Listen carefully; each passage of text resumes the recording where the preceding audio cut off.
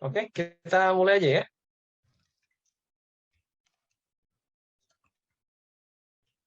Ya, mohon izin Prof. Hilmi dan Prof. Tom. Mas Andi, biar ini saya aja.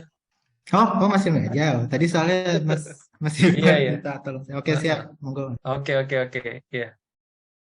Iya, tadi saya masih baru nyampe juga siap-siap terus kekejar juga. Oke. Oke, terima kasih banyak semua bapak-bapak. Ini bapak-bapak semua ya, nggak ada ibu-ibunya. Selamat datang. Assalamualaikum warahmatullahi wabarakatuh. Salam Waalaikumsalam warahmatullahi sejahtera wabarakatuh. untuk kita semua. Alhamdulillah, puji syukur kehadirat Tuhan Yang Maha Esa, kita dapat berkumpul kembali di sini ya di acara webinar APIK ya, program pengenalan pengurus APIK tak kenal maka tak sayang yang diinisiasi oleh teman-teman dari Direktorat Pendidikan dan Keahlian ya. Pada kesempatan kali ini kita telah kehadiran bintang tamu yang sangat luar biasa nih. Kenapa saya bilang luar biasa? Karena ya telah ditempa ya, ditempa di Korea, kemudian konsisten berkarya gitu ya. Baik ada yang di Korea juga, ada yang berkarya di Indonesia. Ya. Semua kita bisa saling sharing di sini, kita bisa memetik ya informasi-informasi yang sangat berharga tentunya. Narasumber kita yang pertama telah hadir Bapak, manggilnya Bapak Mas ya, Mas yang enak manggil Mas ya, biar santai ya. Mas Andi Febri Siantosa PhD ya. Beliau saat ini bekerja di Pusat Riset Teknologi dan Proses Pangan ya, BRIN, Badan Riset dan Inovasi Nasional. Beliau juga merupakan staf Direktorat Riset dan Inovasi. Nah, Mas Andi menempuh pendidikan S1 di Animal Product Science and Technology, Universitas Padjadjaran, Indonesia. Kemudian S2 di Animal Production Science and Technology, IPB University, Indonesia. Kemudian S3 di Agricultural Biotechnology, Seoul National University. Dulu kita sempat ini ya, saya sempat main ke Seoul juga, ke tempatnya Mas Andi kita masak-masak. Sikun mungkin. Iya, udah lama banget itu ya kita. Iya, Lama waktu banget. masih Masih berpika. zamannya masih zamannya ada Mas Nasikun waktu itu Iya, ya. betul Mas. Oke, oke. Nah, kemudian narasumber kita yang kedua juga luar biasa sekali, Mas Ismail Marzuki PhD ya. Saya kayaknya belum belum pernah ketemu sama Mas Ismail Marzuki, tapi kita sering ketemunya di sosial media kayaknya. Iya Mas Sering ya. kali ngelihat ya. Sosial media. Nah, kalau Mas Ismail Marzuki PhD ini sekarang beliau postdoctoral researcher di KAIS ya. Kalau kita ngomong KAIS itu waktu saya ke SNU itu ada spanduk ya, Top University ditulisnya Sky ya, Seoul Hakyo, Koryo University, Koryo D, sama Yonsei plus KAIS. Nah, jadi gitu sekarang. Sky plus KAIS ya. Jadi beliau sekarang postdoctoral researcher di KAIS dan juga merupakan staf direktorat digital dan media. Nah, Mas Ismail Marzuki ini menempuh pendidikan S1 di Universitas Islam Negeri Sultan Syarif Kasim Riau, Informatics ya. Kemudian di Kwangwon University untuk masternya, S2-nya Video Encoding. Kemudian Kwangwon University PhD Computer Engineering Video Coding ya.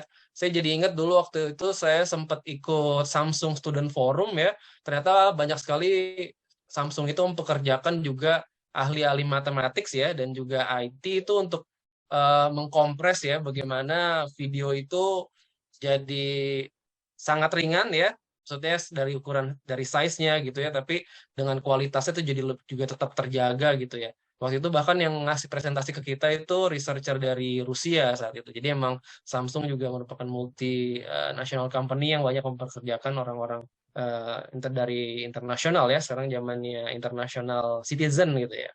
Oke, baik tanpa berpanjang lebar, kita masuk ke agenda kita. Apakah ada sepatah dua patah yang ingin disampaikan dari Pak Ketua? Langsung saja Mas, terima kasih aja nih Langsung? ucapan Oh, terima kasih ya sama Mas Ismail dan Mas Andi. Semoga lancar kita webinar hari ini. oke, baik. Tanpa berpanjang lebar, marilah kita mulai ya. Mulai agenda kita. Yang pertama, paparan yang akan disampaikan oleh Mas Andi Febri Siantosa, PhD. Pada Mas Andi, dipersilakan. Baik, Mas. Sebentar, saya mohon izin untuk share. Ini kok nggak ada ini? Share screen. Apakah sudah terlihat ya? Ya, jelas. Oke. Bentar, Mas. Oke. Baik, bismillahirrahmanirrahim. Assalamualaikum warahmatullahi wabarakatuh. Selamat malam, rekan-rekan sekalian, sahabat Apik, dan yang hadir pada kesempatan malam hari ini. Di sini kami di Indonesia pukul 18.46 ya. Tentunya teman-teman di Korea yang hadir saat ini 2 jam lebih malam ya ada di sini. Ya, terima kasih sekali lagi atas kehadirannya, dan sesuai dengan apa yang diamanahkan kepada saya terkait dengan hari ini atau malam hari ini, saya Andi Febri Siantosa mohon izin untuk mengenalkan diri saya begitu. Walaupun pastinya teman-teman yang hadir di sini juga sudah kenal begitu ya. Baik,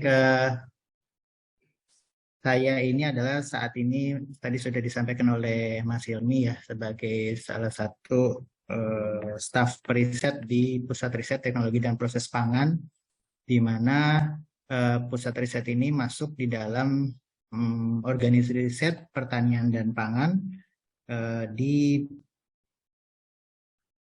Badan Riset dan Inovasi Nasional atau BRIN. Sekilas terkait ya keberadaan saya begitu ya. Saya memiliki 1 istri dan 3 putri. Saya lahir asli dari Cirebon, kelahiran tahun 1982, bulan Februari tanggal 25. Dan berikut adalah riwayat pendidikan serta ya kita bisa bilang pengabdian saya begitu ya. Saya masuk di LIPI pada saat itu tahun 2005 dengan nama pada saat itu adalah UPT BPPTK, Balai Pengembangan Proses Teknologi Kimia.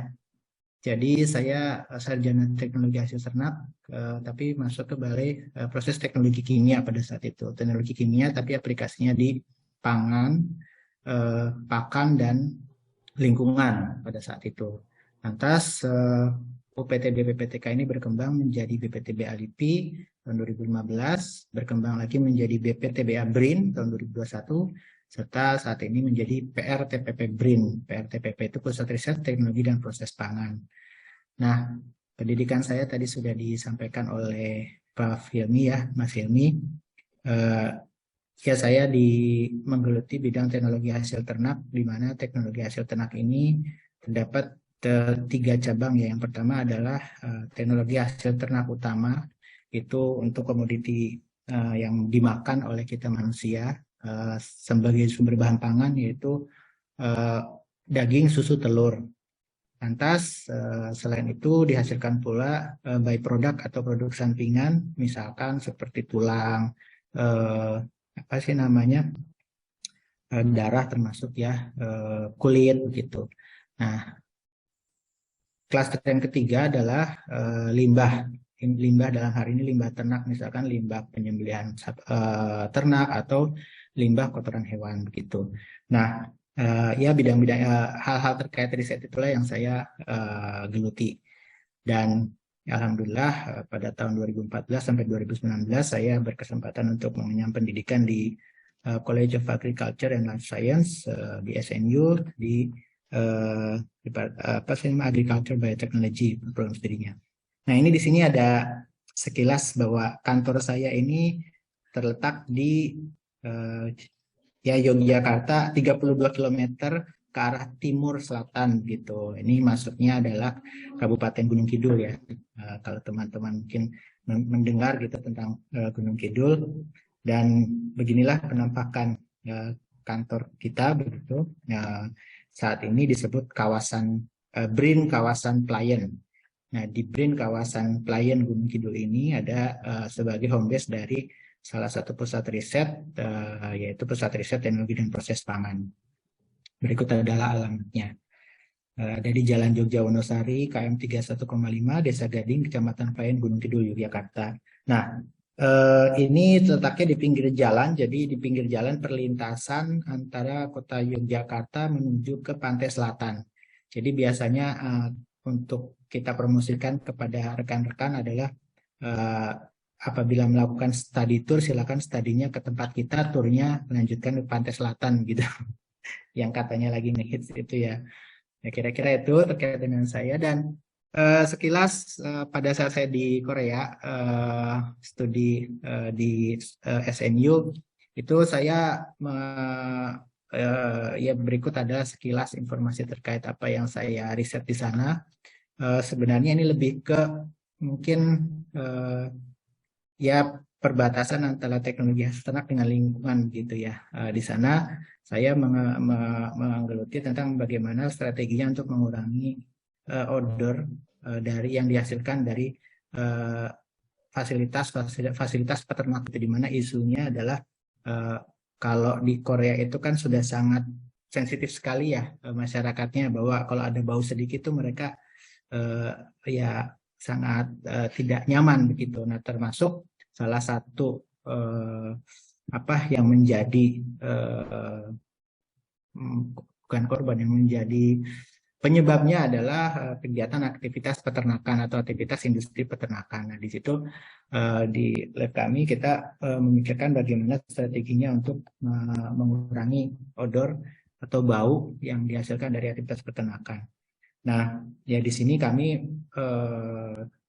disertasi saya ini memanfaatkan bahan-bahan istilahnya bahan-bahan alam ya. Di sini mineral dan juga dari biochar itu arang ya. Kira-kira seperti itu. Dan untuk mengurangi dampak amonia yang dihasilkan, volatilisasi dari amonia. Jadi saya mengerjakan bagaimana strateginya melalui proses composting, jadi formulanya, lantas juga bagaimana prosesnya agar menghasilkan kompos yang baik, tetapi juga sedikit odor yang lepas ke lingkungan begitu. Lantas yang kedua, saya juga melakukan formulasi pada saat itu terkait dengan PED ya, PED pada biofiltering system. Jadi kalau di kandang ternak itu biasanya sebelum udaranya dikeluarkan itu diproses dulu agar udara yang keluar itu tidak bau lah, kira-kira seperti itu. Nah, itu saya membantu ya meriset terkait itu. Itu sekilas tentang ya saya ketika belajar di Korea. Lantas setelah saya pulang ke Indonesia, saya diberi tugas untuk menjadi koordinator salah satu kelompok riset, yaitu kelompok riset teknologi proses produk hewani, kira-kira seperti itu. Di sini Animal Product Processing Technology.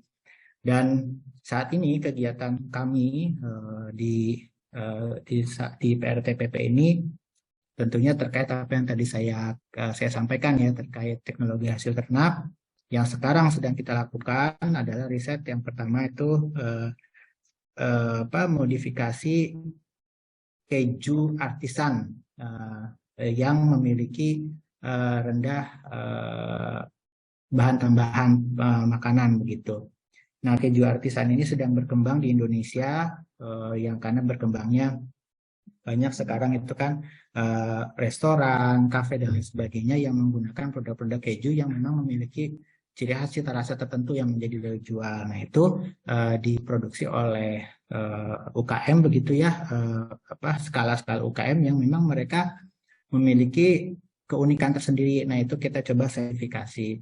Lantas yang kedua adalah memanfaatkan bahan-bahan alam untuk preservasi daging, tentunya sebagai bahan-bahan aditif yang diberikan kepada bahan pangan itu sebenarnya banyak titik kritis kehalalannya, dan kita mencoba untuk mensubstitusi itu. Jadi riset-riset terkait itu yang kita lakukan. Lantas juga modifikasi dari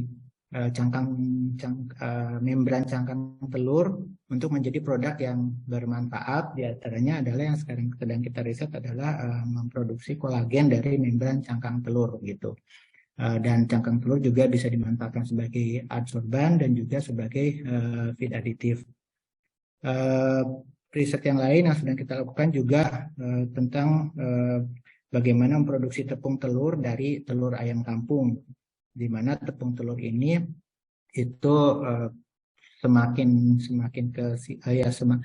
berkembangnya zaman, kita memerlukan produk-produk yang bisa disimpan dalam waktu yang lama, tetapi fungsi dari produk yang sudah diolah dan disimpan itu masih menyamai sifat fungsional dari produk yang masih segar. Nah, kita memanfaatkan kuning telur itu telurnya telur ayam kampung. Jadi ingin memunculkan keunggulan dari produk-produk atau lokal kita. Nah, selanjutnya itu terkait dengan animal byproduct processing, proses memproses byproduct dari hasil ternak untuk circular economy. Itu sekarang yang sedang kita lakukan adalah meneliti tentang kolagen dan gelatin dari produk-produk dari bahan byproduct hasil ternak, misalkan dari kulit, dari tulang begitu ya. Dan berikut adalah ya rekan-rekan yang ada di dalam tim saya. Kita ada sekitar 10 orang begitu ya, dan akan ketambahan beberapa 13 kalau tidak salah insya Allah. Dan ini kita bersinergi dengan berbagai latar belakang untuk melakukan riset-riset tersebut. Lantas yang saat ini sedang kita kerjakan, ya tadi sudah sempat dibahas di awal. Saat ini kita sedang mengerjakan bagaimana aplikasi dari minyak atsiri dari cinnamon ya, kayu manis, dari jeruk purut, dan juga dari minyak pala untuk meningkatkan daya preservasi pada produk daging olahan, yaitu daging asli dari Nusa Tenggara, daging CI, agar menghasilkan daging CI yang awet dan juga memiliki cita rasa flavor tertentu, jadi enrichment ya, kira-kira seperti itu. Dan yang kedua adalah tepung kuning telur ayam kampung. Ayam kampungnya adalah ayam kampung yang sedang dikembangkan oleh teman-teman dari periset terkait dengan ayam kampung unggul balita, kalau kita sebut KUB. Jadi itu ayam kampung yang memang dihasilkan turunan yang dihasilkan oleh teman-teman, hasil dari riset teman-teman di bidang peternakan. Dan ini sudah mendapatkan patennya. Selanjutnya ini terkait dengan kita mengolah produk keju yang difortifikasi dengan bahan laut yaitu spirulina, dengan tujuan untuk memperkaya antioksidan dan juga memperkaya sifat fungsional dari produk keju. Produk keju itu kita powder, kita proses menjadi powder untuk aplikasi di bahan-bahan pangan sebagai flavoring dan juga sebagai nutrition enrichment ya, karena mengandung protein yang tinggi. Dan juga produk hasil laut ini selain memiliki antioksidan yang tinggi juga kita ingin seperti memberikan sensasi baru begitu ya terhadap keju. Dan ini kejunya keju yang dibuat oleh ya kita sebut keju artisan ya. Artisan itu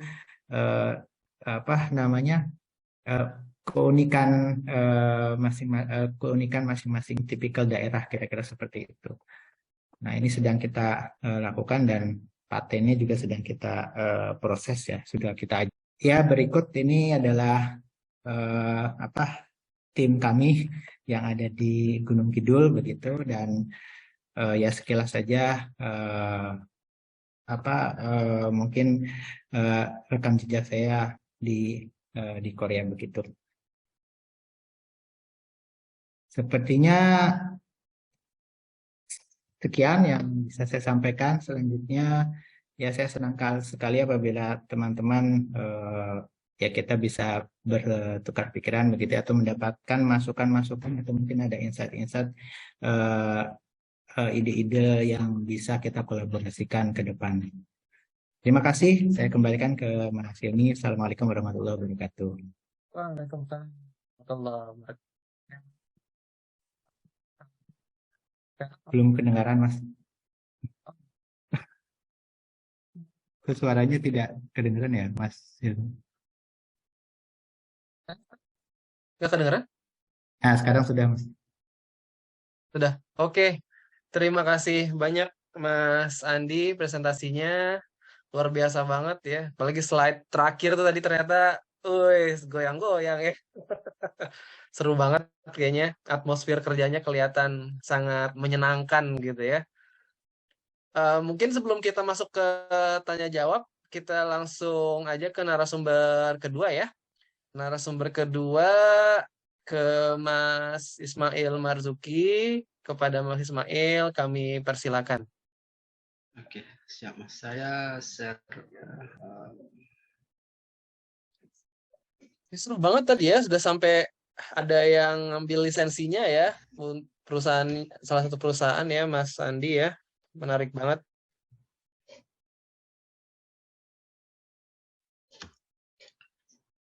Oke, silakan. Langsung saya mulai Mas ya? Ya, Mas Ismail silakan. Assalamualaikum warahmatullahi wabarakatuh. Selamat malam semuanya. Terima kasih Mas Hilmi, Mas Tom, dan rekan-rekan APIK semua malam ini. Jadi saya izin langsung mulai saja ya, karena sudah malam juga. Jadi perkenalkan, saya Ismail Marzuki, staf Direktorat Digital dan Media. Malam ini saya akan memperkenalkan riset fokus saya, lebih ke riset fokus sih sebenarnya ini tentang perception guided based perceptual video coding. Jadi tadi perkenalan tadi sudah disampaikan Mas Hilmi untuk pendidikan latar belakang gitu. Jadi saya menyelesaikan S1 dari jurusan Teknik Informatika di UIN Sultan Syarif Kasim Riau Pekanbaru di tahun 2011. Lalu istilahnya ditarik gitu dari jurusan untuk mengajar selama 1,5 semester. Jadi saya sempat mengajar 1,5 semester di jurusan yang sama setelah S1. Lalu saya melakukan short visiting research ke UTM Malaysia selama 6 bulan dari awal 2013 sampai di pertengahan tahun 2013. Dan baru sampai di Korea itu di September tahun 2013 menyelesaikan S2 dari Kuang University di tahun 2015 dan pertama kali kenal dengan video coding itu dari Image Processing System Lab di masa S2 saya itu. Kemudian lanjut PhD di kampus yang sama di tahun 2016 dan mendapat PhD di akhir tahun 2020 seperti itu. Dan saat ini saya berafiliasi dengan KAI sebagai postdoctoral researcher di Information and Electronic Research Institute sejak awal tahun 2021. Jadi kalau saya tidak salah, Information and Electronic Research ini ada di bawah School of Electrical Engineering. Ini materi awal saya, jadi aplikasi video coding itu literally ada di mana-mana ya sekarang dan sudah banyak kita gunakan karena dalam keseharian kita saat ini kita hampir tidak bisa terlepas dengan yang namanya video. Yang paling mudah kita temukan seperti surveillance video seperti CCTV, biasanya perlu high quality video codec seperti itu untuk proses penyimpanan dan untuk proses retrieving datanya juga. Namun kita punya keterbatasan space untuk menyimpan setiap anggap 10 menit video dari CCTV itu disimpan. Jadi perlu ada kompresi dari sisi videonya. Kemudian jika kita lihat dari security, ada video analysis seperti ini. Jadi ini juga part dari surveillance videos. Jadi ada object detection, object recognition, dan semantically preserving objects atau aktivitas dari sebuah video jadi challenge tersendiri gitu untuk video codec. Kemudian ada juga aplikasi seperti video conferencing, kemudian ada video streaming dan broadcasting, kemudian ada di sini yang umum itu seperti video konten sosial media, termasuk di dalamnya ada video 3D dan video gaming seperti itu, dan ada juga di sini ada video online education yang secara statistik meningkat sangat signifikan market size-nya sejak pandemi COVID.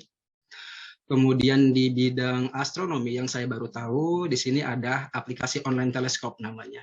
Jadi secara umum dia aplikasi ini secara real time mengcapture gitu benda-benda langit seperti itu. Kemudian ada juga untuk di bidang militer ada real time video dari drone, hingga di aplikasi-aplikasi video lain untuk pengembangan smart cities dan IoT based video application. Jadi karena file size sebuah video untuk cukup besar, tapi storage space-nya terbatas, maka video codec berperan untuk menghilangkan redundant informasi, istilahnya seperti itu, dari video tersebut. Kemudian tujuannya untuk bisa mengurangi original file size video gitu dia. Efek sampingnya adalah pengurangan video quality yang dikompres. Nah ini ibaratnya secara linear. Kecenderungannya seperti itu gitu. Nah, semua jenis aplikasi video yang kita kenal pada umumnya membutuhkan video codec untuk alasan yang sama, yaitu kebutuhan storage space dan maintaining visual quality. Nah, ini mengapa codec itu dibutuhkan? Jadi pernyataan saya sebelumnya sebenarnya menjawab pertanyaan ini ya. Jadi kita tahu kalau ketika kita katakan sebuah video, pasti kita langsung sadar kalau video itu tak terlepas dari sequential images, kemudian kita sebut video, dan ada audionya juga gitu dia. Padahal secara praktiknya kedua media ini diproses secara terpisah. Ketika kita melakukan proses kompresi, video kompresi itu dikompres sendiri dan audio juga dikompres sendiri. Jadi ada video kompresi dan ada audio codecnya gitu dia. Nah, proses kompresian sebuah video dan audio itu disebut dengan encoding. Outputnya itu adalah bitstream file di sini. Nah, di kasus ini bitstream filenya sudah memiliki dua informasi, audio dan video. Lalu sebelum diputar di playback atau di player video seperti itu, bitstream ini harus istilahnya di inverse translasi gitu, di inverse transform dengan menggunakan decodec dekompres dari video codecnya dan audio codecnya, kemudian kedua informasinya dikombine dengan menggunakan video format seperti AVI atau MKV, itu adalah salah satu video formatnya, nanti ada penjelasannya, baru bisa diputar dengan menggunakan aplikasi-aplikasi video seperti VLC yang terkenal, kemudian Windows Media Player contohnya seperti itu. Jadi balik lagi ke pertanyaan awal, mengapa codec diperlukan? Karena ketika kita merekam sebuah video, sebenarnya yang dihasilkan dari sebuah kamera atau video recorder itu adalah raw datanya. Jadi raw data ini filenya sangat besar banget. Karena raw data ini punya dua informasi tadi, ada media video dan ada media audionya. Dan informasi dari kedua data ini sangat kaya, terlalu rich gitu, sehingga filenya terkesan bulky dan sangat berat untuk didisplay oleh aplikasi-aplikasi playback. Nah, di sisi lain kita punya keterbatasan memori tadi atau penyimpanan media seperti SD card contohnya. Bayangkan kalau raw data inilah yang harus diproduce oleh kameramen profesional in daily basis, tentu effort yang diperlukan oleh seorang kameramen tadi akan lebih besar untuk memproduksi setiap video. Jika kita ambil saja di video codecnya, jadi kurang lebih konsep dari video coding itu seperti ini. Ada preprocessing, encoding, kemudian outputnya adalah bitstream. Nah, bitstream ini yang kemudian bisa ditransmisikan karena filenya sudah compact. Jadi informasi-informasi dari video itu tadi sudah dikompact dan ukurannya lebih kecil sehingga sangat mudah untuk ditransmisikan melalui internet gitu. Lalu ada proses decoding di sini untuk men-inverse transform tadi. Kemudian ada post processing, lalu kita dapat kompres videonya untuk bisa di playback. Nah, di sini sering terjadi kesalahpahaman antara video codec dan video format. Yang banyak kita ketahui dan sering kita temui itu adalah jenis-jenis dari file format seperti ini dia. Ada jenisnya di sini, ada MOV, AVI, MP4 dan sebagainya. Padahal sebenarnya file-file ini hanya video container. Jadi video yang telah dikompresikan oleh video codec dienkapsulasi istilahnya gitu ya, atau ibaratnya di wrap dengan format tertentu. Nah, video wrapper ini memiliki metadata yang commonly known dari sebuah video dan tentu saja bisa diputar oleh player video yang kita kenal. Sementara video codec di sini secara umum hanya menyediakan tools yang berfungsi untuk mengkompresi video data. Jadi sekali lagi codec ini bertujuan untuk mengurangi ukuran raw video sekecil mungkin dengan mengeliminasi redundancies ya, dan berusaha untuk memaintain kualitas videonya. Nah, di sini ada note-nya di sini. Jadi redundant data itu bisa berupa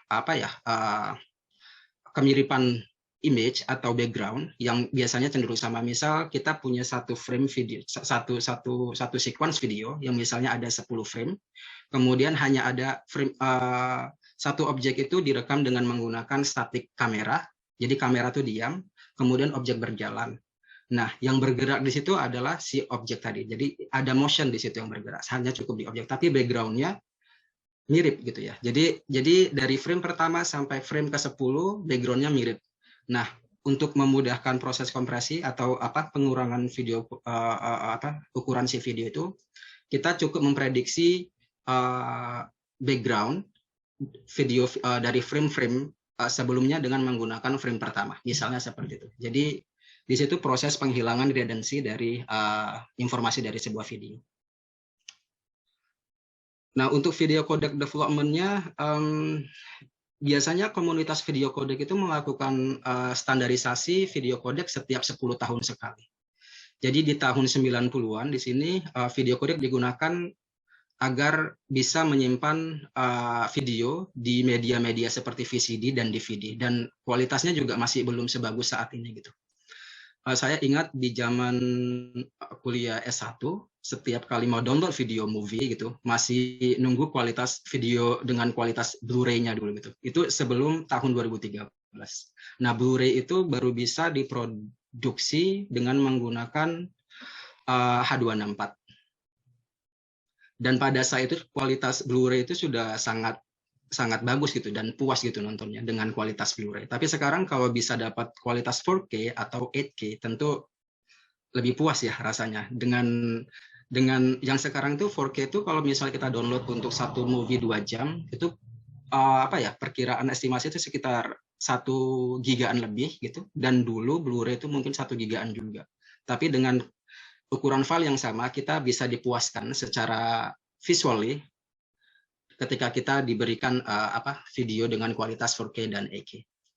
Tapi tentu aja saat ini kita sudah punya device atau smartphone yang sudah support untuk bisa play video berkualitas 4K tadi. Nah, di awal-awal saya belajar video coding pertama kali di Korea, saya dikenalkan dengan video code yang pertama itu H265 HCBC, dan yang paling baru sekarang itu adalah VVC H266 yang punya kapabilitas lebih baik dari HCBC. Jadi untuk 10 tahun ke depan atau future video codec, biasanya kita sebutnya seperti itu, diprediksikan akan ada hybrid video coding yang menggunakan atau menggabungkan deep learning konsep dan non-deep learning teknik untuk video coding. Kalau saya pikir kalau misalnya saat ini menggunakan purely impose deep learning ke video coding, masih dianggap terlalu kompleks proses encoding dan decodingnya. Jadi yang saya rasakan dari tahun 2019 itu ada transisi machine learning based dari machine learning based video coding itu mulai masif dipublikasikan dan ya dipelajari sejak tahun 2019 hingga saat ini. Nah, ini adalah contoh dari beberapa patent holders dan pools. Di sini ada beragam institut dan company juga yang menggeluti dan ikut berkontribusi di standarisasi video coding.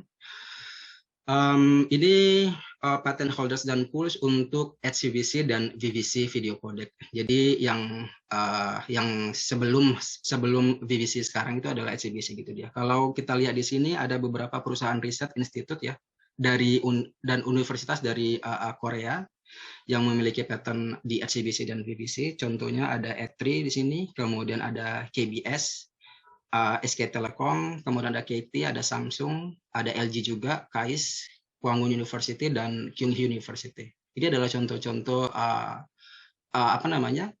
institusi-institusi yang sangat aktif untuk terus berkontribusi di video coding.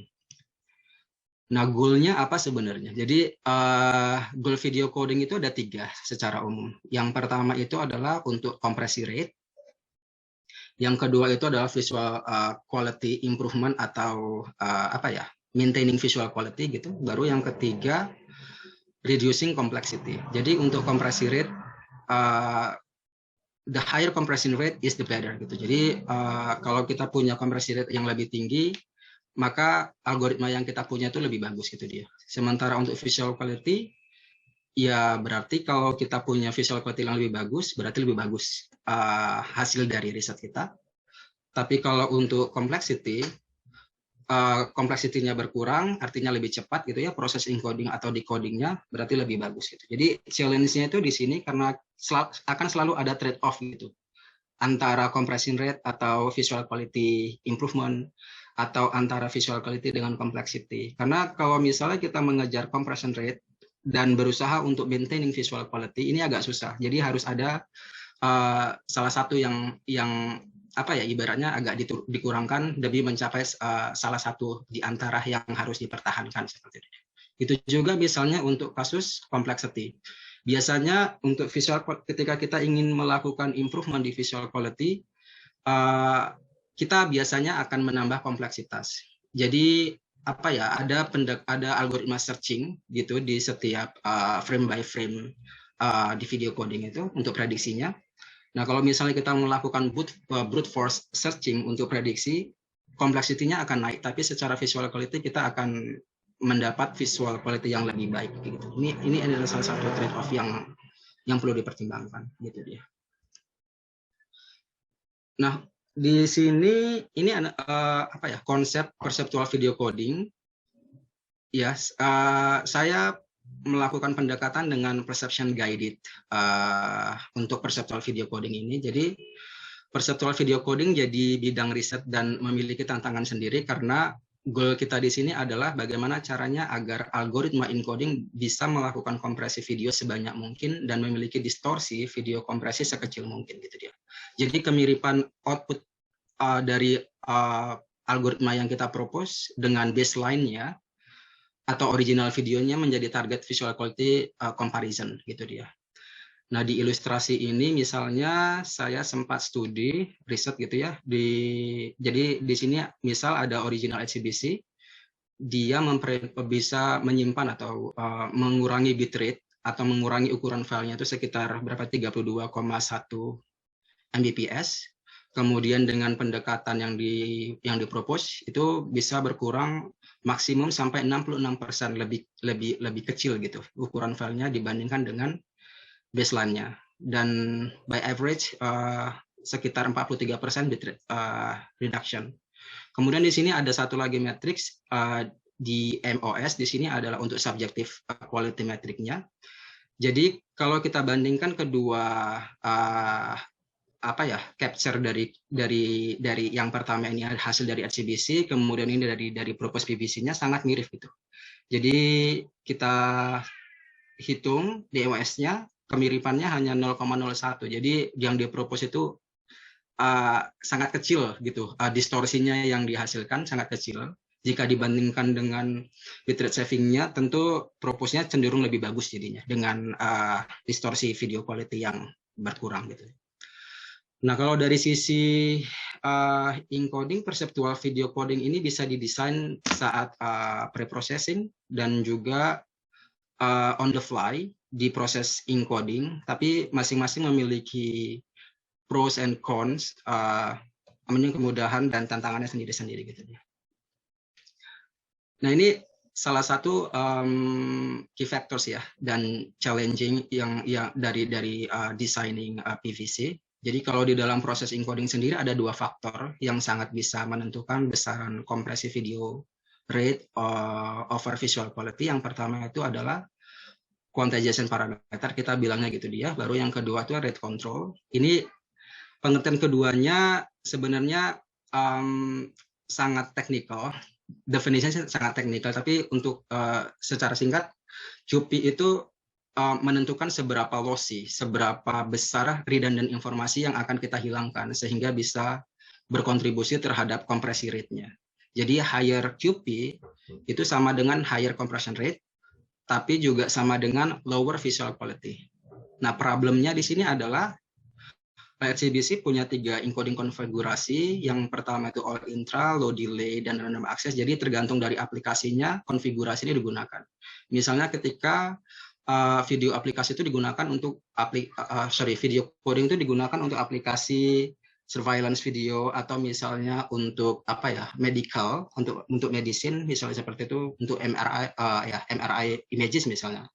Jadi yang perlu kualitas tinggi, jadi untuk aplikasi-aplikasi tersebut itu bisa menggunakan all intra. Untuk aplikasi seperti video conferencing itu bisa menggunakan low delay karena real time. Jadi ada delay. Delay di sini disebabkan karena ada proses kompresi sebelum lawan bicara kita itu bisa menerima video kita secara real time. Jadi ada delay-nya mungkin sekitar 5 frame per second gitu dia.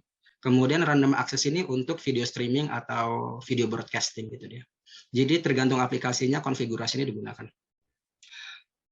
Nah, dari sisi QP di sini, QP di setiap frame itu untuk ketiga kasus konfigurasi ini cenderung statik gitu dia. Jadi ini menjadi kayak dropback sendiri untuk HCBC.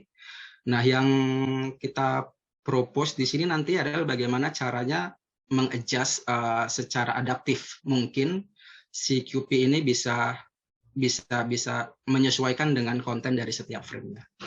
Baru di kasus yang kedua di sini adalah rate control. Singkatnya rate control ini adalah berfungsi untuk mengadjust jumlah alokasi bitrate di setiap frame hingga ke block level gitu dia.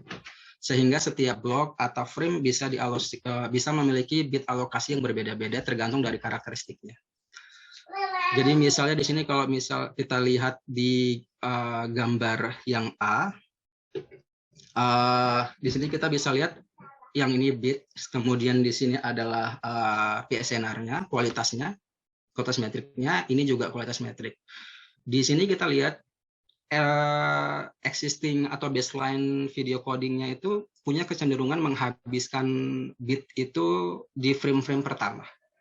Kemudian kehabisan bit di frame-frame terakhir. Nah, ini berefek pada kualitas gitu dia. Nah, di kualitas yang pertama itu video frame-nya itu kualitasnya sangat tinggi gitu ya. Kalau kita lihat dari PSNR dan di sini MSSIM gitu. Tapi kemudian sangat ngedrop gitu kualitasnya di frame-frame terakhir. Nah, di B ini adalah visualisasi dari frame by frame gitu dia. Ini bisa dilihat dari frame pertama kualitasnya sangat bagus, kemudian progressively menurun gitu sampai di frame yang di sini itu kita bisa lihat ada peta-peta gitu. Kita bilangnya artifact gitu. Jadi kualitasnya berkurang sangat signifikan di frame-frame terakhir. Nah, yang saya coba lakukan di sini adalah melakukan pendekatan deep convolutional feature motivated perceptual video coding. Saya memanfaatkan pre-trained model dari VGG 16 Tujuannya untuk mendapatkan perceptual karakteristik dari setiap input 64 by 64 block size gitu ya, dari sebuah video.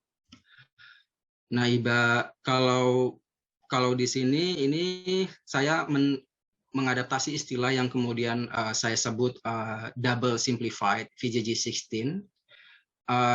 Pada dasarnya mengambil satu blok dari video original, kemudian satu blok juga dari kompres video dengan posisi koordinat yang sama X dan Y. Kita bilangnya collocated block itu, antara yang original dengan yang kompres itu posisinya sama.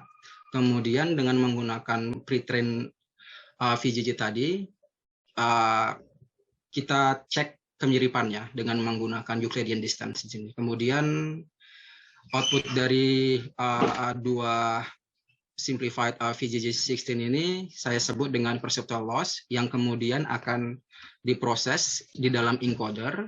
Untuk kasus yang QP misalnya, saya melakukan pendekatan perceptual adaptive QP selection using deep convolutional features di sini. Jadi di sini bisa dilihat ini adalah VGG-nya. Kemudian ada apa namanya? Membutuhkan inputan dari original. Maaf ya. Recon dari inputnya, kemudian hasilnya dari di sini, kemudian baru diproses di selanjutnya untuk QP kalkulasi. Baru untuk rate control juga kasusnya sama.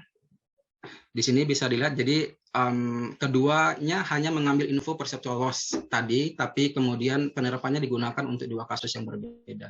Dan kontribusi yang dihasilkan untuk kedua kasus ini juga saya pikir sangat baik ya, dari sisi kompresi rate dan maintaining visual quality. Nah, ini adalah kontribusi dari proposed solution yang pertama. Overall di sini bisa dilihat memiliki 14,4%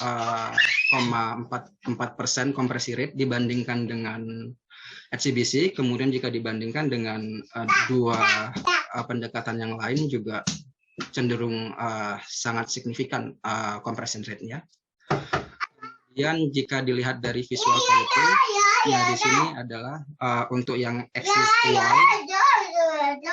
Yang axis Y ini adalah DMS metriknya, kemudian yang X ini test sequence.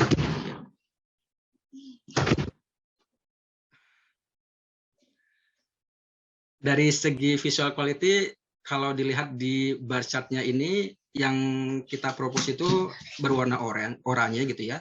Jika dilihat nilainya itu mendekati angka 0, artinya sangat mirip dengan baseline-nya gitu dia. Kalau nilainya positif berarti ada improvement, kalau dianya negatif berarti kualitasnya nggak drop gitu ya.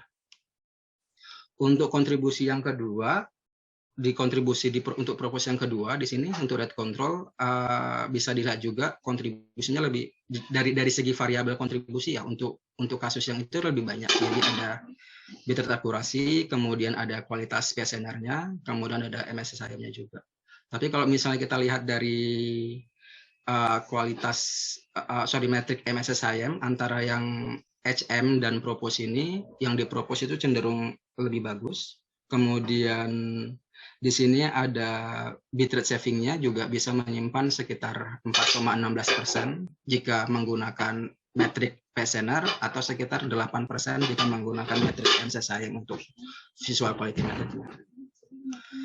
Nah, ini contoh dari visual quality comparison ya, antara HCBC dengan propose-nya. Untuk frame nomor 85, bitrate yang dihasilkan oleh HCBC untuk mengkodit atau mengkompres frame ini itu adalah sekitar 456,74 kbps, sementara yang dipropose itu sekitar 452,59 kbps.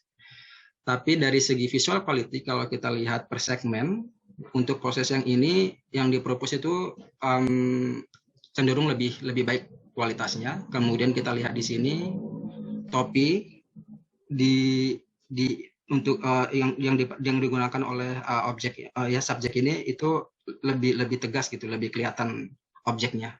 Begitu juga dengan tas yang di sini. Di sini lebih bagus untuk visual quality-nya. Nah, baru yang terakhir ini adalah untuk kasus pre-filtering. Jadi ini masih ongoing research gitu ya. Jadi kurang lebih diagramnya seperti ini. Jadi kita propose menggunakan novel JND. Jadi kita mendesain JND apa ya model JND yang baru seperti itu. Kemudian kita encode, kemudian kita coba lakukan CNN-based perceptual quality difference detection dengan menggunakan CMS Fisher extractor, baru generate GT dan seterusnya, baru kita pre-filter dengan menggunakan residual dense network gitu dia. Dan setelah itu baru kita komparasi hasilnya gitu dia. Nah ini masih ongoing research, jadi resultnya juga belum bisa dipublikasikan, belum bisa ditunjukkan gitu di intinya. Ya, terima kasih, saya kira untuk presentasi saya sampai di sini ya. Silakan Mas. Baik, terima kasih banyak Mas Ismail Marzuki presentasinya terkait dengan video. Tadi Mas Andi tentang produk-produk pangan, kemudian Mas Ismail video, itu dekat banget ya dengan kehidupan kita sehari-hari gitu ya. Jadi emang seru banget ya kalau tadi Mas Andi gimana improvement pada produk-produk pangan gitu ya, sampai ada yang ngambil lisensinya juga gitu dari perusahaan. Kemudian untuk yang video juga sama. Kita juga kalau nonton streaming gitu ya, pasti nyarinya yang ya paling enggak ya kalau buat dari di HP sih biasanya saya kalau udah 720 udah lumayan lah ya. Udah seneng ya. Kalau seperti di Korea enak banget kita streamingan gitu ya. Oke, mungkin kita bisa langsung masuk tanya jawab nih. Kita masih ada waktu sekitar ya mungkin sekitar 10-15 menit ya untuk tanya jawab atau diskusi. Mungkin dari teman-teman ada yang ingin bertanya atau ingin sharing-sharing. Saya penasaran sebenarnya kalau Mas Andi posisinya berarti sekarang sebagai kepala pusat riset ya? Oh bukan Mas, kelompok riset. Kelompok riset ya? Kalau jadi kan kalau di pusat riset itu di dalamnya kan ada kelompok riset ya. Ya, misalkan di kami ini ada sekitar 9 kelompok riset. Nah, setiap kelompok riset itu kita sebut kelris. Nah, setiap kelris itu ada koordinatornya. Nah, saya koordinator dari salah satu kelris yang ada di pusat riset teknologi dan proses pangan. Gitu. Jadi satu pusat riset itu seluruh Indonesia atau di Jogja doang atau di Bandung doang misalnya, Mas? Oh, kalau yang pusat riset teknologi dan proses pangan itu ya di sini saja. Jadi di tempat kita saja itu pusat riset teknologi dan proses pangan. Nah, sebagai home base dari periset-periset yang masuk ke pusat riset teknologi dan proses pangan. Tapi periset-periset yang walaupun secara dia masuknya itu ke pusat riset sini ya secara masuk dalam kepegawaian itu di pusat riset ini, tetapi periset itu tidak harus bekerja di sini, bisa saja bekerja di tempat lain di kawasan BRIN yang lain, misalkan di Cibinong begitu ya. Tetapi pekerjaannya itu terkait dengan pusat riset ini begitu. Tapi memang fasilitas atau ya sumber daya yang ada itu difokuskan atau dipusatkan di sini untuk terkait dengan bidang teknologi dan proses pangan. Gitu sih Mas Ilmi. Kira-kira gambarannya gitu. Iya. Seru banget sih. Sebenarnya saya penasaran aja apakah kultur kehidupan riset Korea itu dibawa ke sana apa enggak. Mungkin nanti bisa sambil diskusi yang lain ya. Kemudian juga untuk Mas Ismail, kalau saya penasaran itu kalau kita download video dari YouTube, sebenarnya kan nggak boleh ya. Aturan YouTube-nya nggak boleh download ya, karena itu bisa mengurangi terkait dengan advertising di sana gitu ya. Karena kalau kita download iklannya kan nggak keluar gitu ya. Kan nggak boleh sebenarnya. Cuman saya penasaran kalau kita download dengan tools tertentu gitu ya, kan kita bisa milih ya kualitinya ya. Misalnya dari yang 360, kemudian dan seterusnya sampai yang paling high quality itu itu sebenarnya videonya cuma ada satu, kemudian mereka ketika kita download itu langsung real time mereka decoding encoding jadi kualitas yang kita request, atau emang videonya udah ada banyak kita langsung tinggal download gitu Mas? Mungkin ada yang bisa diceritakan gitu Mas? Masih di mute Mas Ismail? Maaf. Ya saya sebenarnya juga kurang tahu pasti ya, tapi kalau kasusnya yang di YouTube itu saya kira itu bisa real time ya Mas ya. Jadi kita bisa pilih gitu ya, bisa pilih kualitasnya sebesar apa, kemudian kita dapatnya dengan sesuai yang kita pilih gitu ya. Karena di video coding itu untuk kompresinya itu juga sebenarnya ada beberapa inputan yang diperlukan tergantung dari ekspektasi kualitas misalnya ya, atau mungkin dari segi file yang mau kita punya, yang kita download itu sebesar apa gitu. Itu bisa real time sih Mas menurut saya. Baik, saya sih. Oke Mas, terima kasih banyak, menarik banget. Oke, ini udah ada dua partisipan yang raise hand nih. Pertama Mas Wahyu Wiratama PhD juga nih dari negeri Singa, Singapura ya. Selamat datang Mas Wahyu, silakan Mas Wahyu kalau ada yang ingin disampaikan. Suaranya saya Mas. Ya, kedengeran. Saya nostalgia nih buat Mas Mail. Karena dulu riset saya di bidang yang mirip-mirip nih sama Mas Mail gitu. Cuma setelah berapa ya? Cuma setengah jalan aja waktu itu. Setelah 2 tahun setelah 2 tahunan saya pindah haluan ke ini riset yang lain gitu. Dan mungkin saya masih agak penasaran di lanjutannya setelah VVC ini. Nah, sekarang kan tadi kan dari trennya kan lebih mengarah ke AI ya, Mas Mail. Mungkin ke Mas Mail dulu ya. Arah AI. Dan untuk setelah VVC ini, seberapa ini Mas, seberapa besar trennya untuk video coding ini penerapan menggunakan AI-nya. Dan terakhir kan ada eksplorasi untuk yang end-to-end AI ya, jadi pure AI dari awal sampai reconstruction-nya itu menggunakan AI untuk masih eksplorasi. Dan untuk sampai sekarang sejauh mana eksplorasi itu, apakah kedepannya mungkinkah kalau misalkan dari standar yang ada ini nanti benar-benar end-to-end itu menggunakan AI semuanya. Jadi benar-benar standaris modul yang sekarang itu benar-benar berubah. Oke, langsung saya jawab Mas. Ya, jadi silakan. Ya, halo Tama. Long time no see ya. Ya, jadi kalau tadi ya benar sih, di tahun 2019 ya kita kayaknya ngerasain ya ada transisi gitu ya. Di lab-lab yang sekarang juga ada transisi gitu. Bahkan talent di video coding itu juga yang dulunya hanya skillnya itu hanya base konvensional video coding, tapi sekarang tuh banyak orang yang mau belajar deep learning gitu. Jadi kita yang punya konvensional skill mau nggak mau juga harus belajar di deep learning kayak gitu dia. Nah, kalau berkaitan dengan pertanyaan Mas Tama tadi, jadi kalau yang saya lihat dari presentasi chair committee dari standarisasi video coding itu memang ada planning untuk ke arah ke arah machine learning based video coding gitu dia. Tapi yang saya lihat trennya itu masih nggak bisa 100% menggunakan pendekatan deep learning atau machine learning based video coding gitu ya untuk future video codecnya. Alasannya tuh karena kebanyakan orang itu beranggapan video deep learning itu masih terlalu kompleks untuk diterapkan di video coding. Nah, misal kalau yang kita bisa lihat itu dari beberapa eksplorasi ya, yang kita pelajari untuk bisa memproduksi satu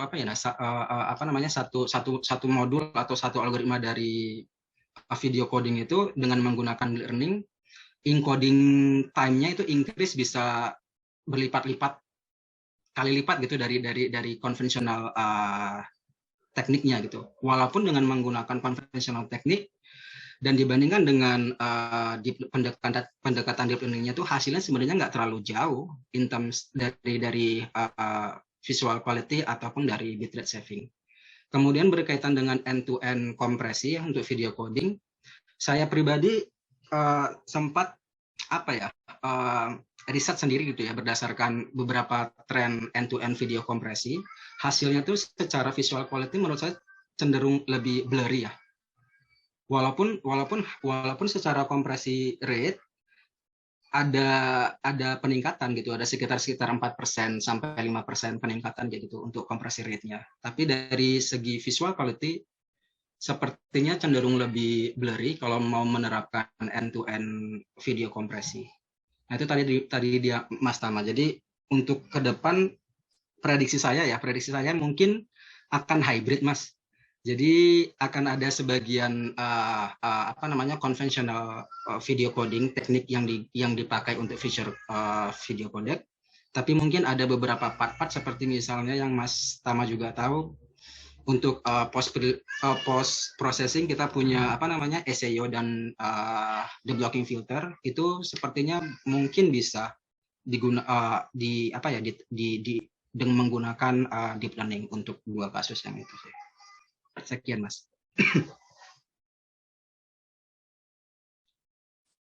Oke, bagaimana Mas Tama? Ada yang ingin direspon? Kan udah lama nggak ngikutin ini ya, GFET meeting ini. Kalau Mas Ismail kan setiap tahun sampai 4 kali ngikutin yang mungkin kalau ada update kan bisa di-share. Siap, Mas. Saya pribadi juga sebenarnya sejak di KAIS udah nggak ngikutin perkembangan VBC dari segi proposal kontribusi untuk standarisasi ya, karena proyek yang sekarang saya punya juga masih muter-muternya di HCBC juga. Tapi nanti kalau misalnya ada perkembangan ya kita bisa share lagi.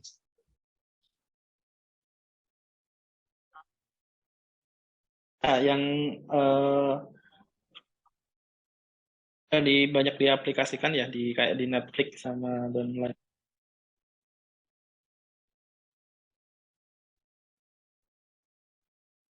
Gimana Mas Tama? Kemarin kan udah standarisasi H265, berarti semua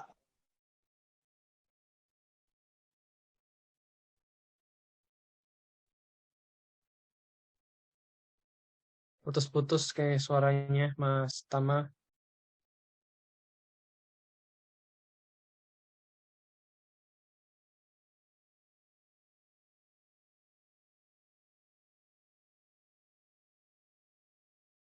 Mungkin lebih kepada standar yang digunakan ya Mas Ismail. Ada insight nggak? Udah diimplementasikan sekarang di Netflix kah atau di mana gitu? Iya, yang saya tahu ya Netflix itu sebenarnya kayak Netflix, kemudian Google, YouTube juga sebenarnya mereka menggunakan free license video codec ya, menurut saya, yang pemahaman saya ya. Walaupun sebenarnya kita punya standarisasi video codec, tapi sebenarnya ketika kita ngobrolin standarisasi video codec, yang distandarisasikan itu sebenarnya adalah bagian dari dekompresinya. Tapi setiap vendor, setiap aplikasi itu bisa mendesain ulang encodernya, itu dia. Nah, untuk peningkatan quality, untuk penurunan bitrate saving itu biasanya bisa dilakukan di sisi encoder kayak gitu dia. Nah, dan dengan alasan itu ada banyak jenis free open video codec yang bisa digunakan oleh Netflix gitu, daripada mereka terbebani dengan royalti yang harus mereka bayar gitu dia.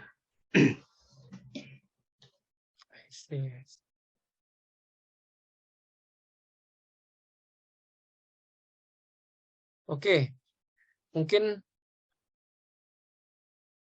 Mas Wahyu, Mas Tama bisa bergabung lagi dengan kita. Oke, sambil nunggu mungkin ini dari Pak Tom, silakan kalau ada yang ingin disampaikan juga sudah raise hand. Ya baik, terima kasih nih atas penjelasannya Mas Andi dan Mas Ismail ya, luar biasa. Dua topik yang berbeda ya, jadi saya juga coba memahami nih.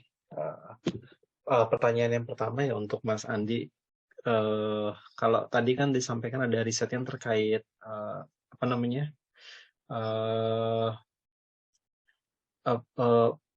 sesuatu tadi saya lupa ya, intinya sih for halal products gitu ya di ujungnya. Apa meat base untuk halal products gitu ya. Nah, kalau misalnya sejauh ini ya, kalau misalnya di mana namanya di aplikasinya gitu ya sendiri ya. Kalau misalnya untuk yang untuk riset yang halal produk seperti itu cukup banyak nggak Mas misalnya ya, terutama yang tadi terkait meat ya, kalau misalnya dari Mas tadi ya, cheese ya tadi ya, kalau nggak salah cheese artisan ya, artisan cheese tadi ya. Kemudian kalau misalnya di sana ya, terutama di bidang Mas gitu ya, untuk proses hilirisasinya tadi seberapa sulit ya Mas kira-kira mulai dari tadi riset sampai akhirnya bisa ke tadi kan ada kerjasama ya kalau tadi yang ditunjukkan kan ya dengan perusahaan itu. Nah, kira-kira kalau misalnya seperti itu tantangannya apa gitu ya, dan seberapa mudah gitu ya, dan tantangannya seperti apa untuk sampai bisa hilirisasi seperti itu tadi. Itu untuk Mas Andi ya. Kalau yang untuk Mas Ismail, saya menarik nih yang video coding ini ya, HEVC ya, H265, H264 dulu ya, 6465 gitu kan ya.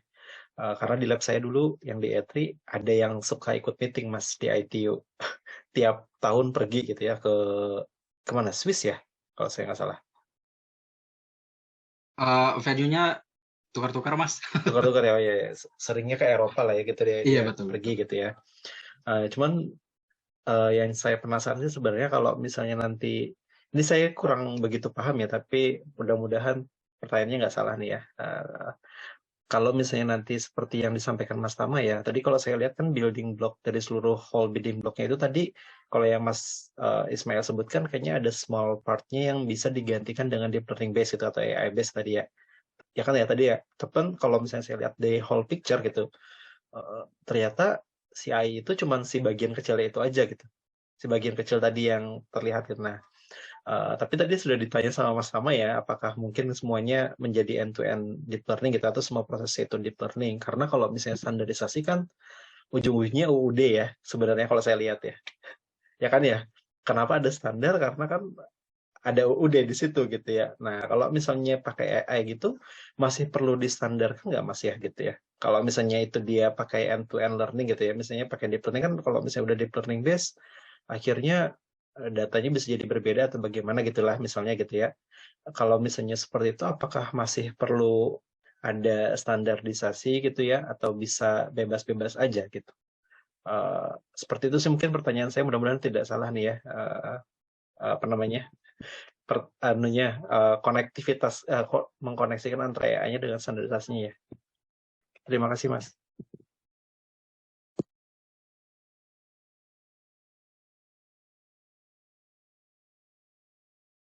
Halo? Oh. Langsung saja nih Mas Helmi. Silakan Mas Andi. Oh ya, ya makasih Mas Tom. Yang pertama terkait terkait riset halal ya. Jadi pusat riset kita itu ya beberapa waktu yang lalu itu Pak Wapres itu meresmikan pusat riset kita sebagai salah satu diberi amanah untuk mengkoordinir juga ya, misalnya kita sebagai salah satu pusat riset, rujukan riset untuk riset halal ya, bukan layanan jaminan halal, tapi untuk riset terkait halal. Dan amanah yang misi yang diembankan kita ke kami di pusat riset ini itu isunya itu ada dua isu penting terkait dengan riset halal. Yang pertama adalah terkait dengan deteksi bahan pangan, deteksi kehalalan bahan pangan ya. Misalkan deteksi porsi dalam produk-produk pangan baik itu segar maupun olahan, dan itu dikerjakan oleh teman-teman kelompok riset yang lain begitu. Nah, kelompok riset kami itu porsinya di isu kedua yaitu isu terkait substitusi bahan pangan non halal dan bahan pangan impor. Jadi contohnya misalkan dalam industri keju misalkan. Nah, pada proses pengolahan keju itu kan menggunakan enzim-enzim, ada enzim Rennet namanya. Nah, enzim-enzim ini sebenarnya memiliki titik kritis yang kalau di luaran sana itu menggunakan enzim yang diragukan kehalalannya atau tidak halal lah, enzim yang berasal dari babi. Selain itu juga misalkan produk-produk turunan daging itu misalkan sosis ya, sosis itu emulsifiernya menggunakan emulsifier yang bukan mungkin lecithin dari babi ya, bukan. Kalau di Korea kan kita misalkan ada soy lecithin, ada itu ya. Nah, produk-produk itu tuh ya beberapa ada juga yang masuk ke Indonesia ya, produk-produk impor yang masuk ke Indonesia yang itu ya teman-teman untuk bagian deteksi itu, deteksi kehalalan itu bagaimana meriset tentang metode deteksi yang lebih cepat misalkan seperti itu, atau metode deteksi yang lebih murah. Nah, itu. Nah, adapun kami di pusat riset ini, kelompok riset kita itu mengambil isu yang kedua, yaitu tentang substitusi gitu ya. Nah, itu contohnya di keju tadi, lantas juga terkait dengan pemanfaatan sumber daya laut untuk karena kan sumber daya laut itu bisa dikatakan halal gitu ya. Kalau di sumber yang berasal dari laut itu bisa dipastikan halal. Bagaimana memanfaatkan sumber-sumber daya laut untuk bahan-bahan pangan untuk mensubstitusi bahan pangan yang memang dilakukan kehalalannya. Banyak sekali misalkan bahan tambahan pangan itu flavor, terus asam amino itu juga banyak sekali yang dari babi begitu ya. Jadi itu yang padahal sumber daya kita di Indonesia itu ya diversity itu banyak sekali. Jadi itu eksplorasi ke arah sana kita bisa manfaatkan. Lantas bagaimana tantangan untuk kehilirisasi? Ya terus terang saja kami ini bisa dikatakan untuk yang lisensi ini sangat beruntung ya. Maksudnya begini, pada saat itu kita mencoba kan awalnya itu ada isu bahwa telur itu telur pernah surplus gitu ya. Ini sejarahnya telur itu kan di Indonesia waktu akhir tahun pada saat pandemi itu telur surplus sehingga harganya jatuh. Nah, dari situ terus bagaimana kita mencoba untuk membuat telur itu bisa disimpan dalam waktu yang lama, tetapi fungsional telur itu bisa tetap sesuai dengan segarnya gitu. Nah, ya kita lihat itu. Bersamaan dengan itu, ada pihak yang datang ingin mengembangkan suatu produk berbasis susu, awalnya berbasis susu yang diperkaya dengan omega 3 dan telur itu kita langsung tercetus, ya kan telur yang kita kembangkan kan kita analisa itu kan omega 3-nya tinggi. Jadi kita, nah lantas perusahaan itu sebenarnya jadi yang kita lisensikan itu bukan langsung untuk produk, tetapi sebagai substitusi dari bukan substitusi, fortifikasi dari produk yang ingin mereka kembangkan gitu. Jadi masuk di dalam formula itu dan itu ya tantangannya adalah pada saat sekarang itu kan sedang proses alih teknologi ya, artinya kita mengedukasi atau mentraining mereka bagaimana memproduksi bahan yang kita lisensikan gitu ya. Nah, pada saat proses alih teknologi ini, kadang pada saat kita melakukan riset itu kan di laboratorium scale istilahnya. Nah, ketika di scale up itu banyak sekali kendala-kendala yang kita hadapi, misalkan ya ketersediaan alat produksi gitu ya untuk di Indonesia ini masih minim. Jadi itu ya kita harus berpikir lagi begitu, atau enggak misalkan contohnya nih kita pakai spray dryer, tapi spray dryernya itu ternyata yang ada ini produk lokal atau produk Cina, tetapi performanya itu tidak seperti waktu kita lakukan di lab scale yang menggunakan mesin spray dryer yang dari Eropa begitu.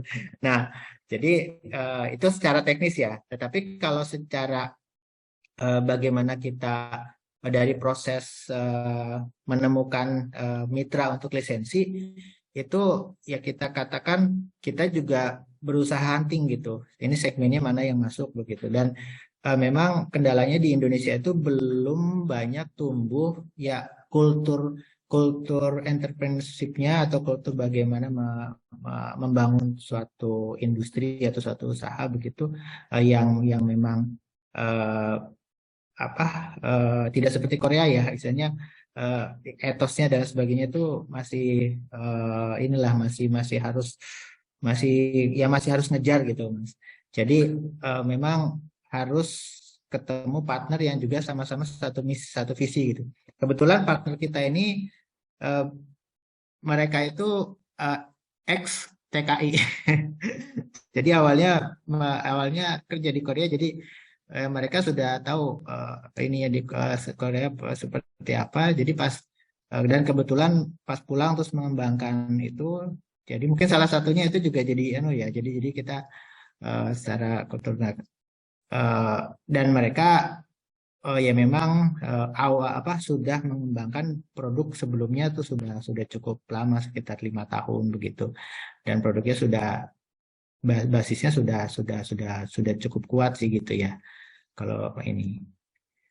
Terus selanjutnya adalah pada saat proses lisensi itu kan difasilitasi oleh salah satu direktorat yang ada di BRIN, dan di situ memang kita sebagai periset itu kadang belum punya pengalaman atau pengetahuan bagaimana proses lisensi itu. Jadi kita kemarin kan banyak perhitungan untuk untuk menentukan harga lisensi gitu ya. Nah itu ya kita jadi prosesnya uh, perlu edukasi buat kita sendiri gitu juga. Itu juga lumayan gitu Mas. Kira-kira itu sih ya gambarannya ya yang saya alami gitu dan teman-teman alami. Terima kasih Mas Tom. Ya Mas, untuk pertanyaan yang ke saya tentang end-to-end kompresi, iya sih, saya sendiri juga punya pertanyaan yang sama sih Mas. jadi hadirnya deep learning itu adalah sesuatu hal yang baru sebenarnya untuk video coding ya. Walaupun kesannya semua hal itu harus berkaitan gitu dengan pendekatan deep learning. Tapi ketika kita diberikan dengan model end-to-end kompresi, tentu akan sangat susah untuk mengatur standarisasi datanya seperti itu. Jadi saya juga kurang paham sebenarnya yang bisa distandarisasikan untuk ketika ada end-to-end kompresi itu apanya yang akan distandarisasikan gitu dia. Jadi mungkin akan jadi open karena mengingat by nature deep learning itu juga data driven kan, jadi tergantung datanya apa, kemudian outputnya akan seperti apa, dan parameternya juga perlu bisa di-adjust gitu kan. Jadi agak sulit kalau untuk menjustifikasi dari end-to-end kompresi ini apa yang akan distandarisasikan gitu dia. Dan tapi ada beberapa paten yang saya tahu yang menggunakan end-to-end video kompresi atau image kompresi. Yang saya baca sih kebanyakan yang mereka patenkan itu adalah metode transmisinya, Mas. Jadi bukan secara teknikal metode end-to-end-nya seperti itu, tapi metode untuk mentransmisikan si parameter atau si datanya tadi itu dia. Itu sih Mas yang saya tahu ya. Oke, bagaimana Pak Tom? Ya, terima kasih nih penjelasannya mantap banget. Mantap ya. Luar biasa sekali. Udah ada di tengah-tengah kita nih juga partisipan yang bergabung. Mbak Yelita Anggiani Iskandar dari PNU Busan, kemudian juga ada Mas Marbudi. Ya, ini Mas Marbudi ini mahasiswanya Pak Heri ya. Heri Ahmadi ya. Ya, jadi tadi Mas Andi ngomong ex Korea nih, Mas Budi ini juga ex Korea nih. Mas Budi ex Korea balik ke Indonesia, kemudian S1, S2, dan sekarang bikin startup. Jadi startupnya juga relate dengan ini ya, pakan ternak ya, namanya Berdaya Pakan Indigo Vera ya kalau nggak salah ya. Silakan kalau ada dari teman-teman yang ingin, teman-teman partisipan kalau ada yang ingin bertanya, silakan. Mbak Yelita atau Mas Budi, silakan kalau ada yang ingin. Mas Dani.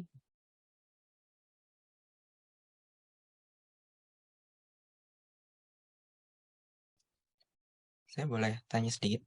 Oh ya, silakan. Ya, tadi untuk pertanyaan ke Mas Andi sebenarnya udah ditanyain Mas Tomfert.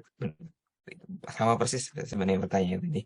Mungkin ke Mas Ismail aja tadi yang di paten circle itu saya penasaran. Jadi kalau barusan sempat disinggung soal kayak apa ya? Kayak kick apa ya? Kayak bagian-bagian patennya itu dari segitu banyaknya secara sederhana itu patennya kan berkaitan dengan apanya sih gitu loh. Saya masih belum sepenuhnya menangkap. Karena kan kalau di HP kita kan misalkan yang pakai iPhone kan ada HEIC, ada apa tadi HEV ya, yang untuk video. Di Android mungkin dalam format kompresi yang berbeda mungkin. Nah, jadi kalau kayak misalkan kita setup sesuatu kan ada beberapa yang mungkin misalkan di Mac kayak NTFS itu kita harus beli untuk formatnya. Nah, kalau kaitannya sama yang kompresi di video ini, apakah itu tadi kan delivery-nya, apakah proses kompresinya itu yang dipatenkan atau gimana? Tadi agak misalnya. Terima kasih. Ya Mas, jadi kebanyakan itu yang dipatenkan itu sebenarnya untuk paten sendiri itu bisa dari encodingnya atau decodingnya. Nah, yang distandarisasikan itu hanyalah decodingnya seperti itu. Nah, kebanyakan kita yang mengajar paten di video kompresi itu adalah kita mempropos satu model atau satu metode atau satu algoritma yang tujuannya untuk apa ya bisa berkontribusi gitu untuk standarisasi video coding. Misalnya nih di mana ya contohnya untuk di video coding di bagian dekompresi ada yang disebut dengan prediksi, kemudian ada transformasi, kemudian ada QP adjustment misalnya gitu. Ini adalah salah satu teknik-teknik kompresi yang sangat berkaitan dengan video coding gitu dia. Nah di prediksi itu ada juga cukup banyak Mas. Jadi tools-toolsnya sekecil apapun ketika kita propose something yang bisa berkontribusi dengan si video codeknya tadi itu bisa dipatenkan gitu Mas. Jadi ketika standarisasinya itu jadi gitu ya. Ketika standarisasi itu si kodek itu sudah jadi gitu, kemudian ada tools kita yang kita propose yang diadopsi oleh si kodek. Nah, di situ kita berhak mendapat royalti atas paten yang kita punya gitu dia. Kurang lebih kayak gitu sih, Mas. Baik, terima kasih. Ternyata memang video nyampe ke kita, ya kita rekam kita nyampe itu tidak sesimpel yang jadi gitu ya. Ternyata banyak step. Karena emang beda banget antara MPG 4 sama HEVC besarnya. Misalkan videonya sama durasinya tuh jauh sekali untuk ukurannya. Terima kasih yang bisa bikin video HD cuma beberapa puluh MB. Thank you Mas pertanyaannya. Oke, ada lagi teman-teman semua yang ingin bertanya, merespon, ingin berkolaborasi, ya itu juga silakan kalau ada yang ingin disampaikan. Atau ingin mengundang pada event yang lain juga bisa. Tidak ada lagi? Oke, udah jam 10 juga waktu Korea Selatan dan pukul 8 waktu Indonesia bagian Barat. Tak terasa ya, kita sudah lebih setengah jam nih ya. Seru banget emang kalau ngomongin riset ya, riset bidang apapun tuh ngelihat invensi-invensi, inovasi-inovasinya gitu ya. Seru banget gitu emang. Baik, kalau tidak ada lagi, mungkin dari Apik, Pak Ketum ada yang ingin disampaikan? Nggak ada? Iya, karena ini nih, jadi ya tentunya ucapan terima kasih ya untuk para pengurus nih yang sudah hadir malam hari ini dan berbagi, Mas Andi, kemudian Mas Mail ya, mudah-mudahan buat saya sih ilmunya bermanfaat sekali ya, tadi hal-hal baru yang yang belum saya ketahui dan kemudian jadi lebih mengenal juga gitu ya. Saya baru tahu kalau Mas Andi ternyata lahir 82 misalnya gitu ya. Saya kira tahun 90-an tadi. Karena masih muda sekali kelihatannya. Kemudian Mas Ismail juga kan ya saya tahu kalau dari Pekanbaru ya, cuman nggak tahu tadi kalau ternyata sudah pernah jadi visiting researcher segala gitu kan ya, itu kan luar biasa sekali ya pada saat itu ya, udah visiting ke luar negeri dan segala macamnya gitu ya, jadi lebih kenal lagi sih. Dan yang paling penting yang ini nih, saya dapat inspirasi gitu ya, kalau misalnya karena masih belum banyak tadi dibahas oleh Mas Ismail misalnya gitu ya, di kata Ismail, kata Mas Ismail belum banyak dibahas ya mengenai video encoding di deep learning gitu kan. Apa mungkin ya gitu ya potensi riset di situ tuh masih besar gitu karena belum banyak yang bahas kan. Bisa jadi itu potensi riset yang menarik gitu ya untuk dibahas, apalagi Bisa kalau Mas, bisa. terkait ada paten dan royalti segala macam gitu kan. Itu kan benar-benar luar biasa ya gitu kan, kesempatannya kita gitu. Nah, ini tujuan dari acara kita malam hari ini ya memang seperti itu ya, mengenal lebih dekat. Tak kenal kata sayang ya, judulnya mungkin agak klise ya, cuman ya memang itulah tujuannya ya. Kemudian terima kasih juga nih panitia, Mas Hilmi tentunya yang sudah MC kondang lah. Saya salut dengan ininya nih, kemampuan MC-nya dahsyat, luar biasa. Dan juga seluruh peserta yang hadir malam hari ini, mudah-mudahan ilmu-ilmunya bermanfaat. Dan jangan lupa ikuti Apik terus ya ke depannya, karena potensi kita berkolaborasi, kemudian ilmu-ilmu bermanfaat lainnya juga akan banyak di-sharing oleh member ataupun dari pihak kolaborator kita ya dari Apik. Jadi seperti itu, Mas Hilmi. Assalamualaikum warahmatullahi wabarakatuh. Terima kasih semuanya. Baik, terima kasih banyak Pak Tomhart selaku Ketua Apik ya. Dan teman-teman semua, sekali lagi kami ucapkan terima kasih atas waktunya telah hadir di sini sharing pada kami ya, Mas Andi Febriantosa PhD dan juga Mas Ismail Marzuki PhD dan juga seluruh partisipan yang telah hadir malam ini. Jangan lewatkan juga acara-acara webinar Apik yang istri saya aja sampai nanyain ya, tiap minggu Apik lagi ya. Apik tiap minggu ada webinar. Ya, jadi memang banyak sekali program-program Apik, teman-teman. Kalau yang ingin ikut di acara-acara kita bisa follow IG kita ataupun di website kita forumapik.org gitu, atau bergabung di grup Telegram ya. Baik, terima kasih sekali lagi saya sampaikan, dan juga selaku MC kurang lebihnya mohon maaf. Selamat malam, selamat beraktivitas untuk besok, selamat istirahat. Wassalamualaikum warahmatullahi wabarakatuh. Waalaikumsalam warahmatullahi wabarakatuh.